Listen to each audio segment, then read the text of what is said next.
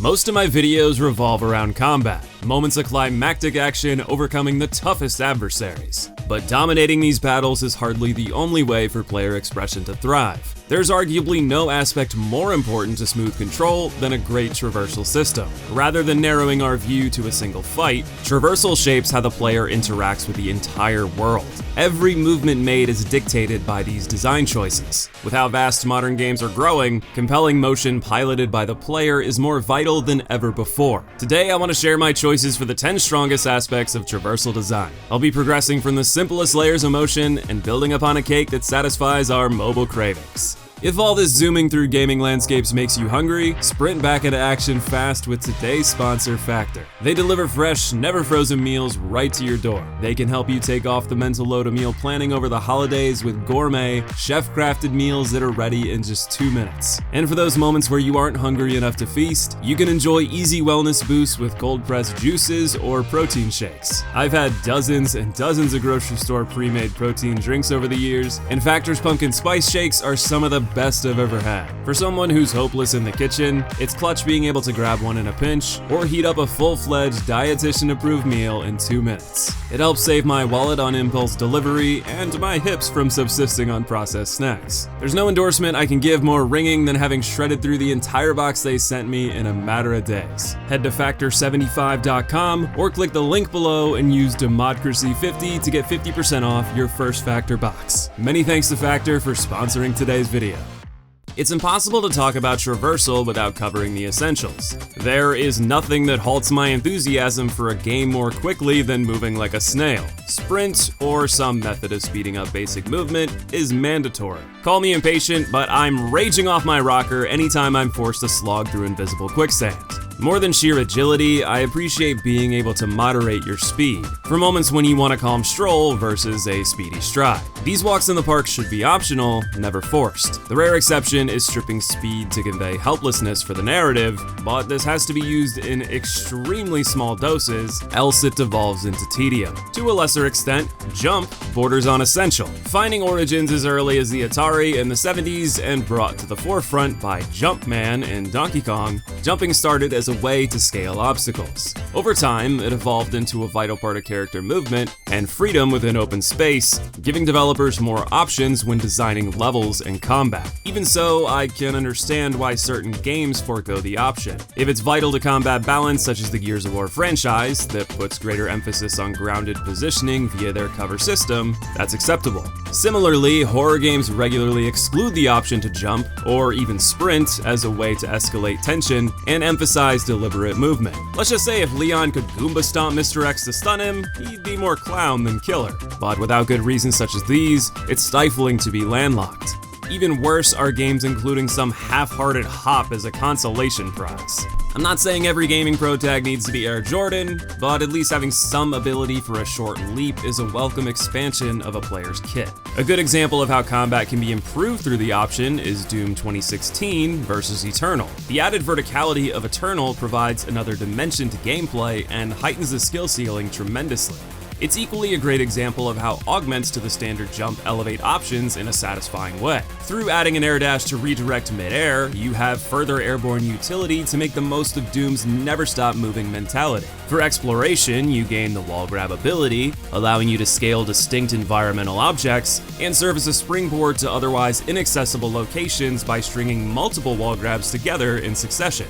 No genre takes the idea of revolving explorative game design around jump upgrades more than Metroidvania. Entire worlds are crafted to restrict access to players without certain tools, forcing you to seek out upgrades that both unlock more of said world and greater combat utility. Hollowknight is a fantastic example, asking the player to acquire double jumps, wall jumps, air dashes, and more to scale every inch of Hallownest. When you reach those climactic battles I described at the outset, it's nigh impossible to overcome them without utilizing every traversal tool you've acquired. And if you needed any more evidence of how important mid-air movement is to combat, air dashing finds its origins in Darkstalkers, a fighting game. The ability to gap close mid-air or continue air combos is invaluable, with an entire mechanic known as anti-airs designed solely to counter this advantage.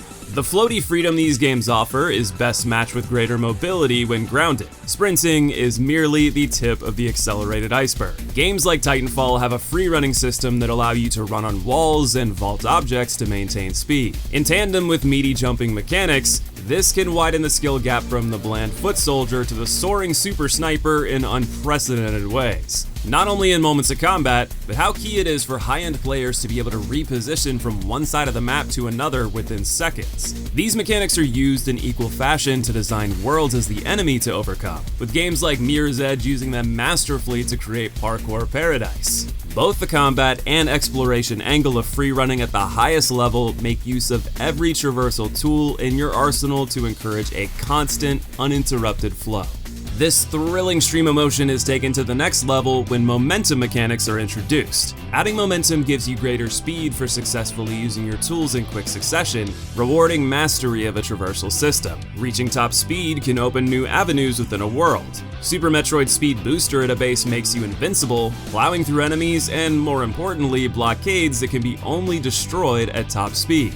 This is only the beginning of what's possible, as you can stop at full speed and store your momentum into a single Shine Spark leap, allowing you to access previously inaccessible places. This is all predicated only on your ability to navigate at a blistering pace, something that is easier said than done. Momentum can even be used in a more scientific manner, such as the testing chambers in Portal. Solutions to some of the game's trickier tests require you to use the law of gravity to warp through portals during a fall, creating increased horizontal speed upon exit. The sequel expands upon this by adding gels that let you zoom across the ground, firing yourself like a human cannonball through a portal into the sky.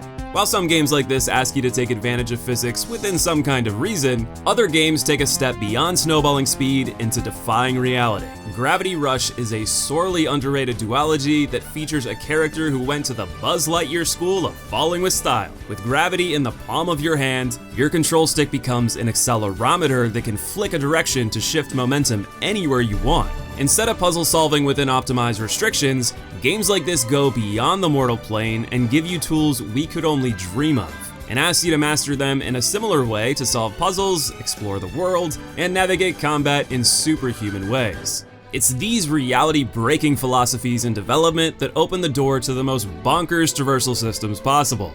Embracing the superhuman many gaming generations ago was seen as the apex of what traversal systems could strive for. I remember way back when rental stores existed, going to my local Hollywood Video to rent Superman Returns on the PS2. Even my teenage self had more discerning taste than the licensed rubbish that pervaded older games, yet I bit the kryptonite bullet for one reason. The unrestricted ability to blast off a Superman in a huge map was breathtaking.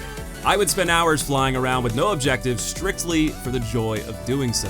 Nearly 2 decades later, our options have expanded quite a bit, yet there's still an undying fascination with the beauty of flying as boy wonder. Just last year, an Unreal Engine 5 demo was released to millions of views. Even tasting 90 seconds of the possibility of piloting modern Superman is enough to enchant us. Part of that fascination comes from never having a game live up to his legend, with his largest claim to infamy being flying through rings on the N64 in time trials with the worst control imaginable. Thankfully, other beloved superheroes like Spider-Man and Batman have been done justice in the modern era, in large part with how faithfully their traversal was recreated. That simple wonder I described with Superman at the forefront of the open world craze is shared today by gamers old and new swinging through Manhattan or soaring through Gotham. I will never forget a friend who I recommended Spider-Man 2018 to coming back after a long weekend and saying, "Dude, I just ate edibles and swung around the city for 40 hours. Taken to your base instincts, it's the depth of traversal through all the mechanics we've described to this point. Sprinting, jumping, augmenting both with utility beyond mere mortals, adding momentum to flawless execution, and manipulating reality with superhuman skills that capture your attention. There's an undeniable satisfaction in the spectacle of these feats and how stylish they are when executed at the highest level. I can't tell you how many times I was en route to an objective in Spider-Man 2, only to get derailed by seeing how long I could keep my streak of maximum momentum while comboing together sick tricks. Even when I say dedicated to my path, finding the most creative ways to reach the destination made moments of downtime anything but. Of course, I've outlined in past videos that difficulty is something that adds satisfaction in execution. For traversal, this is vitally introduced through limitations. Spider-Man's traversal is limited by requiring something to swing from, which in the sequel is balanced with web wings for flight, but previously, and still to an extent there, it requires you to strategize your moves in advance. In a similar fashion, the objects you swing from are as much an obstacle as a boon, requiring you to direct your momentum in a way that allows your path to stay unobstructed, but doing this while maintaining top speed is quite difficult, especially when you have to quickly divert your attention. Batman's gliding innately has limitations as you aren't flying, only hovering temporarily. You can extend your glide through a freefall, but this requires skillful input and planning enough space to do so. Learning to chain together multiple freefalls to dramatically extend your flight time is immensely satisfying. Examples of limitations exist in less superpowered traversal as well. Tears of the Kingdom limits your ability to climb and glide by stamina. It makes exploring the world a puzzle to be solved by your current stats. You could cook food to extend your stamina, use shrines to upgrade your maximum potential, and acquire skills that give you bursts of airborne speed. Death Stranding builds upon these ideas greatly, using equip burden, the dangers of uneven terrain, and damage to cargo as further modifiers to turn simple movement into a constant strategic effort. Our earlier discussion of Metroidvanias and their evolution of jumping can be applied in the reverse. In the early hours, your movement options are extremely limited, making combat and exploration more difficult. These games typically scale as you do, with more difficult enemies and platforming requirements. All these examples round out to a simple yet difficult ask of the player. Can you be precise and decisive? Your ability to react and decide the best use of your tools in a given instance and execute them with pinpoint accuracy determines how much rewards you get out of a given traversal system. It's up to the developers to balance a system that has a satisfying floor for new players with a monumental skill ceiling for the most dedicated to ascend. This is most prominently shown in skill-hungry platformers that make traversal the star of the show. There's perhaps no better single example in history than Super Mario 64. This classic masterpiece stands the test of time as joyful for new players with its accessible platforming, intuitive control, diverse level design, and progressive options for completion. On the opposite end of the skill spectrum, taking one look at the absurd level of mastery world record speedruns exhibit show you how far you can push the tools Nintendo provided. With speedruns existing as self-imposed constraints the player imposes on themselves, my ask for developers is to provide more robust testing grounds within the game itself. Yes, great traversal like Spider-Man 2 stands well on its own, but I was sorely disappointed to find there were no significant ways to test your abilities, particularly swinging, as the sole side quest asking you to track metal birds with web wings was more a test of slight joystick rotation than mastery of your entire kit.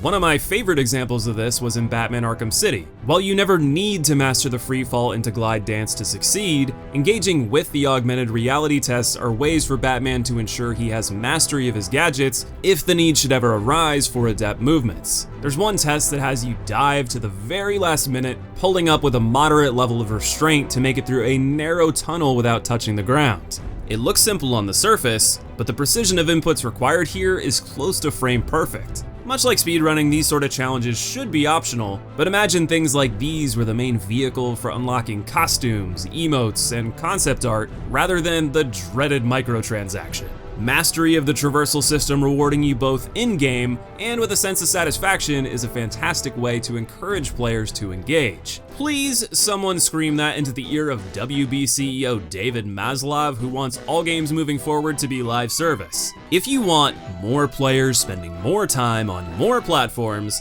start with a compelling game instead of shoveling pre-order skins, $100 deluxe editions, and a seasonal pass down my throat before the game is even out. I'm not sure a third-person shooter that makes Metropolis look like a Fortnite map was the way to go, but hey, at least the nonsensical traversal looks pretty cool. Right, sorry for the rant. Tying it up, if open worlds are going to continue being the future standard, giving us compelling ways to traverse them is vital.